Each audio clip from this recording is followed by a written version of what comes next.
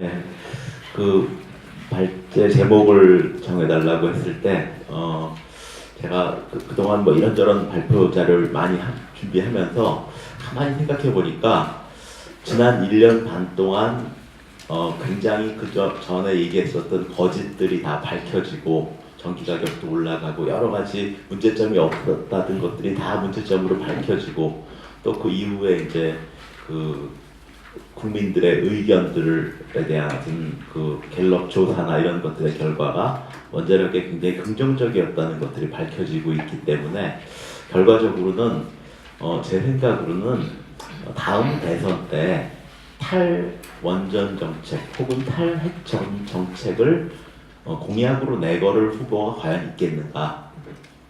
지금까지는 뭐 정권의 힘을 가지고 있으니까 여러 가지를 하겠지만 과연 3년 후에 대선 때 탈원전 정책을 내가 하겠다라고 공약을 내거는 분들이 없을 것이다. 왜냐하면 그렇게 해가지고 대통령이 못 될 거기 때문에. 그래서 저는 처음으로 희망적인 제목을 한번 잡아봤습니다. 네. 우선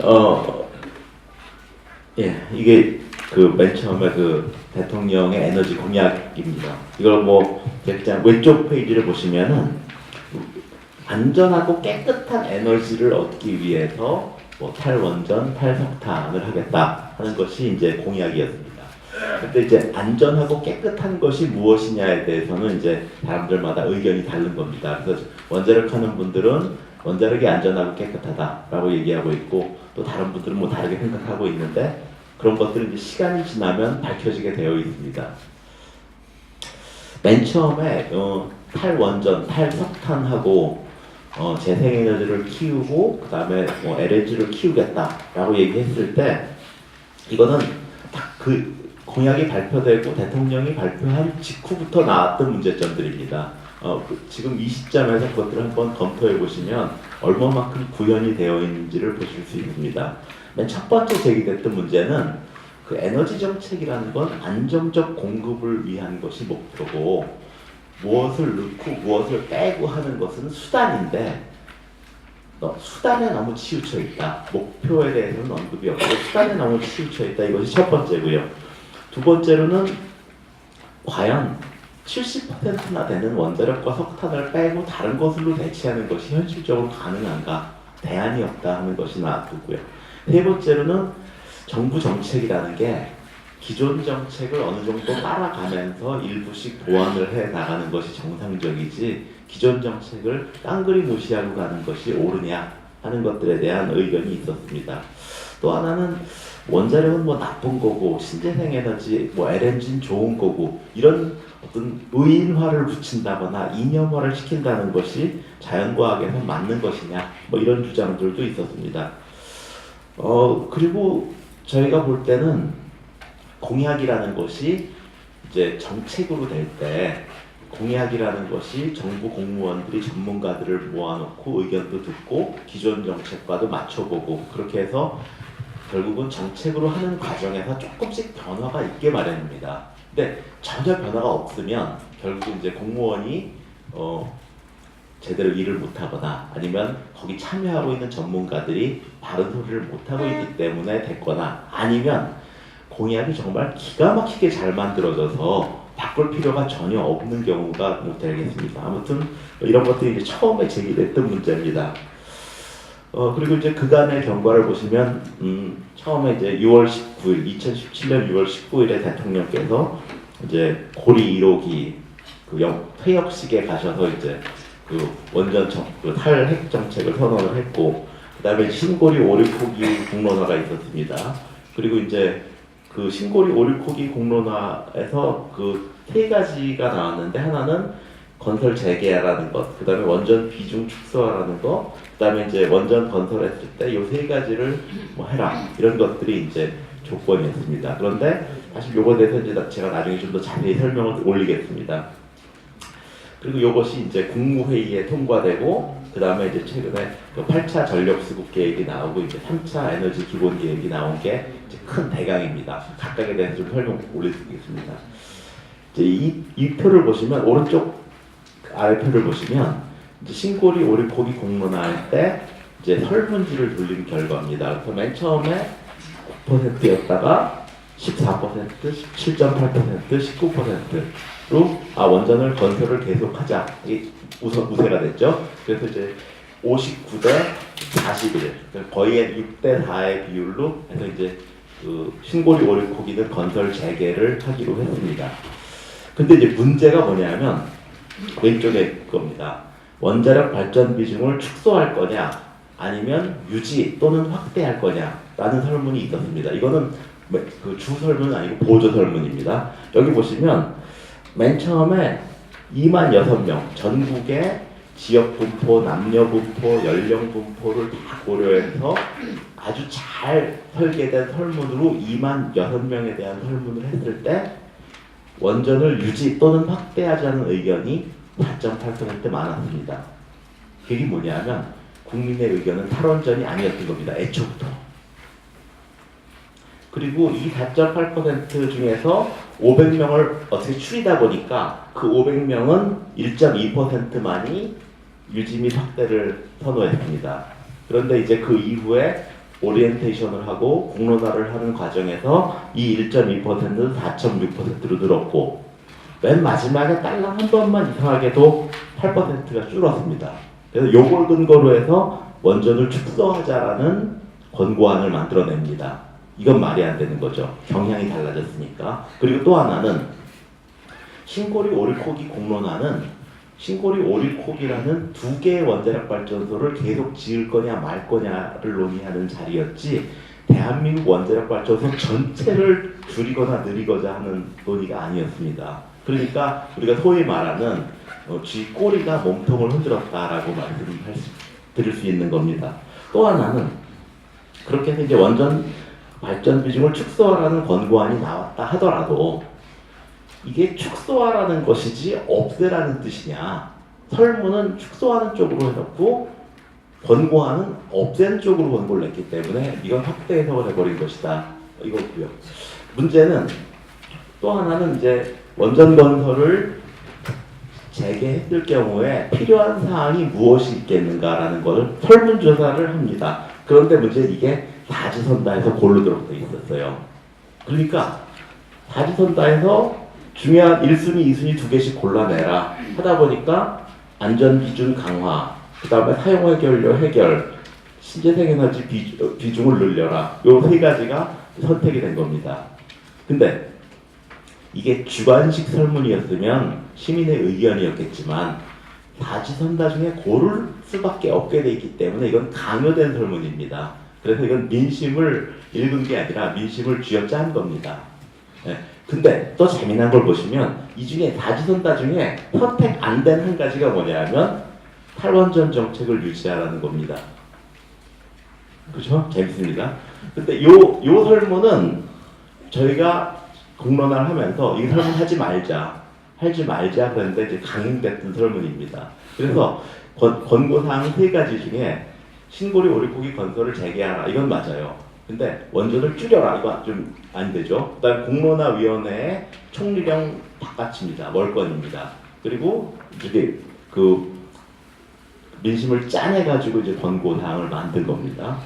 그런데 더욱 재밌는 건 이 결과를 공론조사 결과를 10월 20일에 발표를 하고 토요일, 일요일 놀고 월요일, 화요일 만에 바로 국무회의에 보고안건으로 상정을 합니다.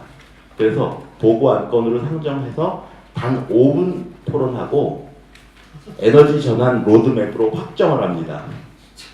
그리고 이 에너지 전환 로드맵을 제8차 전력 수급 계획과 제3차 에너지 기본 계획의 골단으로 사용합니다.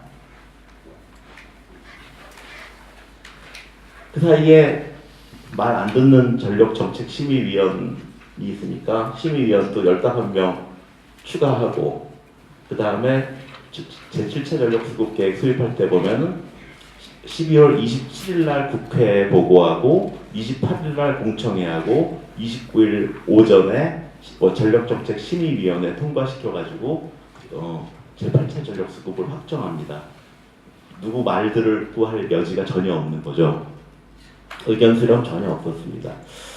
근데 이제 제 8차 전력수급 기본 계획을 보면 2016년 9월 이 정권이 탄생되기 전에 전력정책심의위원회에서 앞으로 8차 전력수급 계획은 이렇게 수립하겠다라는 계획이 있었어요. 그리고 실질적으로 2017년 12월 29일 날 최종적으로 나온 게 있습니다. 이걸 보시면 대한민국 역사 전력수급 계획의 역사에서 처음으로 안정적 전력수급, 그 다음에 사회적 비용 최소화, 공급 안정성, 국민 부담 최소화라는 단어가 없어집니다. 그리고 여기서 안전하고 깨끗한 에너지 뭐 이런 말들이 들어갑니다. 이거는 대한민국 전력수급 계획 역사상 처음으로 패러다임이 바뀐 겁니다. 또 하나는 안전하고 깨끗한 것도 가만히 생각해 보시면 깨끗한 거는 산업부 소관이 아닙니다. 환경부 소관입니다. 안전한 건 원안위 소관입니다. 안전하고 깨끗한 거를 관련 부처가 있는데 다른 부처가 나는 이게 깨끗하다고 생각해, 나는 이게 안전하다고 생각해라고 주장할 이유는 하나도 없습니다. 뭐 전력수급을 원래 7차 전력수급이 2030년 계획이 113.2였는데 100.5로 줄였죠. 아까 말씀드린 여러 가지 이유로. 그런데 이 보시면 요 파란색 선이 7차 전력수급 계획이고 요 빨간색 선이 8차 전력수급입니다. 근데 요 점을 딱 빼고 발표를 했습니다. 왜냐하면 요걸 넣으면 이렇게 예쁘게 곡선이 안 나오거든요. 그래서 요거를 요거 2016년 자료 빠졌네요 라고 처음 찾은 사람이 저 옆에 계신 정영훈 교수님입니다.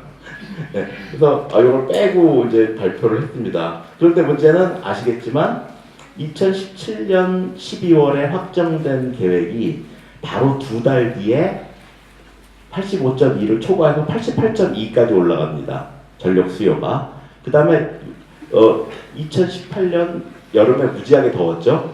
그때 또 계획이 88점 얼마였는데 90 몇 점 얼마까지 올라갑니다. 그래서 지금까지는 7차 전력 수급 계획을 잘 따라가고 있습니다. 8차 전력 수급 계획이 아니라.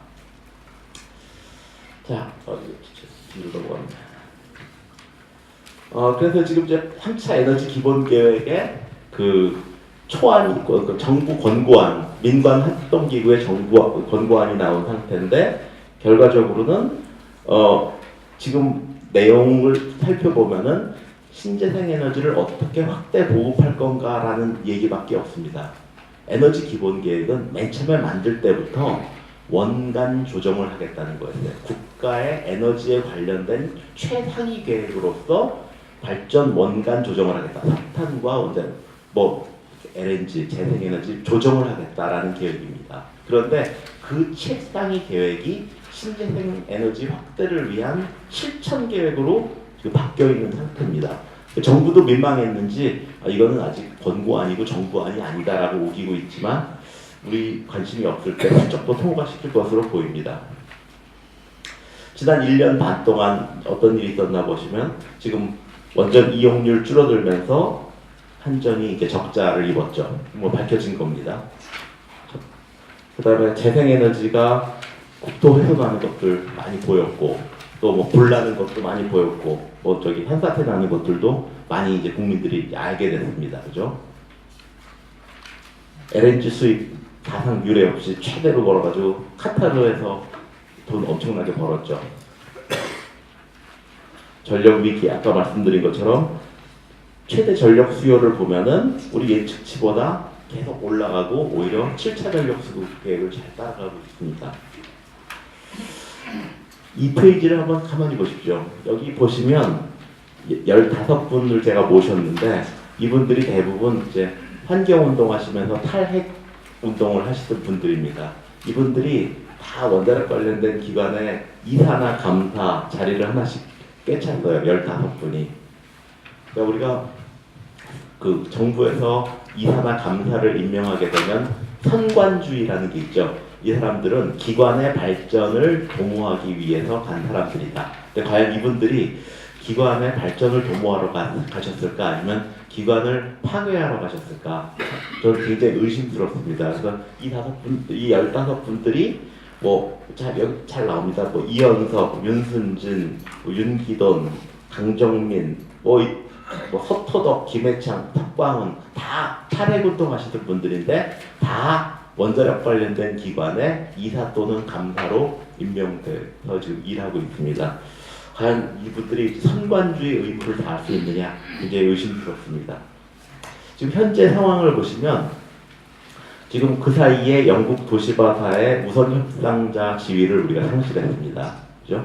영국에 수출하려던 노영에서. 그 다음에 APR 1400이라는 원자로가 있는데 이게 이제 작년 10월쯤에 2017년 10월쯤에 그 유럽의 그 리퀘어먼트를 통과한 아주 중요한 일이 있었습니다. 그리고 작년에 NRC 미국 원자력 규제위원회로부터 승인을 받았습니다. 전 세계에서 유럽과 미국 기준을 통과한 유일한 원자로입니다.